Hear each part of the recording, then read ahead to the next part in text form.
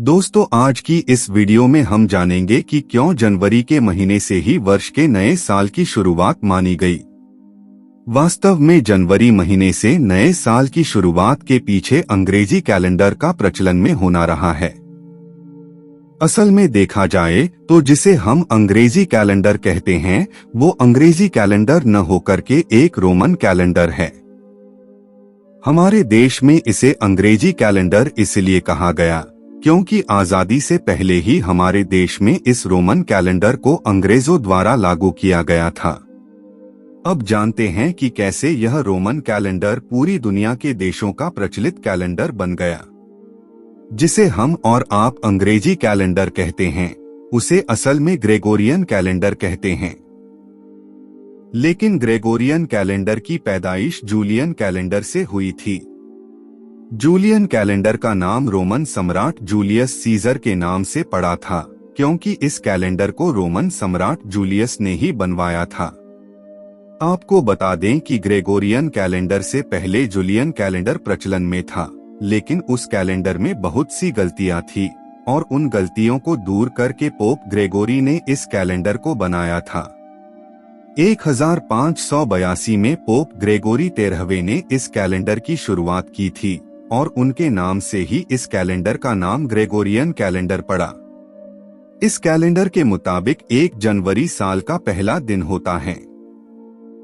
Gregorian calendar के हिसाब से साल के 365 दिन होते हैं, लेकिन हर चौथे साल में एक दिन बढ़कर साल के 366 दिन हो जाते हैं और ऐसे साल को लीप वर्ष कहा जाता है।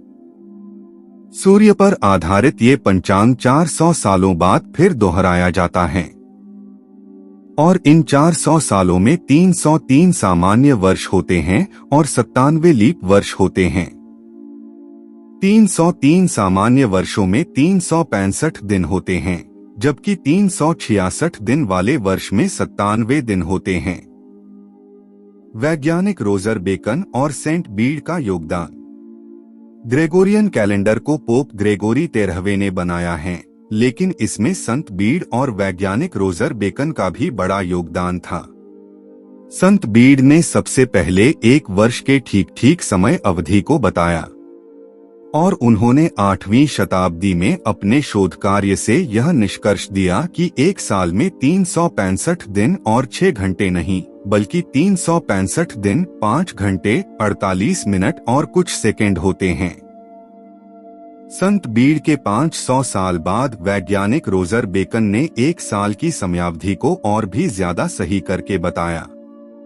सन 1582 में जब कैलेंडर के संशोधन का ऐतिहासिक कार्य हुआ, उसमें बीड और बेकन के योगदान को याद किया गया था।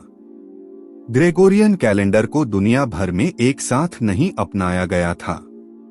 आज भले ही दुनिया के कोने कोने में ग्रेगोरियन कैलेंडर को अपनाया गया है, लेकिन पहले इस कैलेंडर को सारी दुनिया के देशों ने एक साथ नहीं अपनाया था, बल्कि अलग अलग देशों ने अलग अलग समय में इस कैलेंडर को अपनाया और अपने अपने देशों में लागू किया। ग्रेगोरियन कैलेंडर को अपनाने वाले पहले देश हैं इटली, फ्रांस, स्पेन और पुर्तगाल। इन चारों देशों ने 1582 ईस्वी में ही इस नए कैलेंडर के अनुसार चलना शुरू कर दिया था। बाद में हॉलैंड, स्विट्जरलैंड, प्रशिया और फ्लैंडर्स ने 1583 ईस्वी में, पोलैंड ने 1586 ईस्वी में, हंगरी ने 1587 ईस्वी में और डेनमार्क ने 1700 ईस्वी में इस कैलेंडर को अपनाया था। लेकिन ब्रिटिश साम्राज्य ने यानी कि अंग्रेजों ने इसे 170 साल बाद यानी 1752 ईस्वी में इस कैलेंडर के हिसाब से चलना शुरू किया। वहीं जापान में 1972 ईस्वी को, चीन में 1912 ईस्वी को, बुल्गारिया में 1915 ईस्वी को, तुर्की ने 1917 ईस्वी को और रोमानिया ने 1919 ईस्वी को यह कैलेंडर लागू किया गया। लेकिन ग्रेगोरियन कैलेंडर बनने के 170 साल बाद यानी 1752 ईस्वी में अंग्रेजों ने भारत में इस कैलेंडर को लागू किया था। ग्रेगोरियन कैलेंडर में BC और AD का असली मतलब क्या है? ग्रेगोरियन कैलेंडर का आधार जूलियस कैलेंडर है। और जूलियस कैलेंडर की गिनती ईसा के जन्म से की गई है। इस लिहाज से ईसा के जन्म के पहले के समय को बीसी यानी बिफोर क्राइस्ट या before the birth of Jesus church कहा जाता है, और ईसा के जन्म के बाद के समय को एडी यानी कि आनो डोमिनी, जिसका शाब्दिक अर्थ है in the year of Lord Jesus church कहा जाता है। बीसी में वर्षों की गिनती पीछे को जाती है और एडी में वर्षों की गिनती आगे को बढ़ती है। अब सवाल यह है कि पूरी दुनिया में ग्रेगोरियन कैलेंडर को ही क्यों अपनाया गया। मौसम बदलने का समय हमें कैलेंडर से ही हो पाता है, और यह सच है कि कैलेंडर का पूरा इतिहास ही मौसम के चक्र की समझ से जुड़ा है।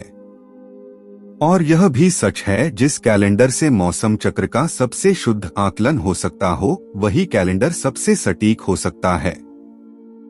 इस लिहाज से देखें तो यह कैलेंडर काफी बार संशोधित किया गया है और हर किसी को समझने में भी काफी सुविधाजनक है।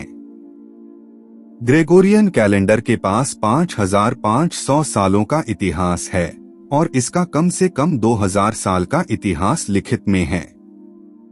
वहीं इसकी जड़ें रोमन सभ्यता की शुरुआत से हैं। यही नहीं, इस कैलेंडर की सबसे बड़ी बात यह है कि इस कैलेंडर में बार बार संशोधनों के जरिए इसकी कमियों और खामियों को दूर करने की कवायद का भी विश्वसनीय इतिहास रहा है। इसीलिए वैज्ञानिक और मौसमी लिहाज से इस संपूर्ण पृथ्वी के वर्षों का सबसे सही और सटीक आकलन करने के लिए भी व्यापक तौर पर यह कैलेंडर सबसे उपयुक्त है। तो अब आपको पता चल गया होगा कि क्यों जनवरी के माह को ही वर्ष का पहला महीना माना जाता है।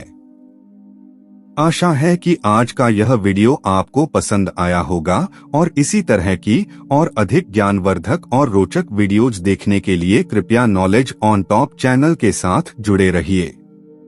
धन्यवाद।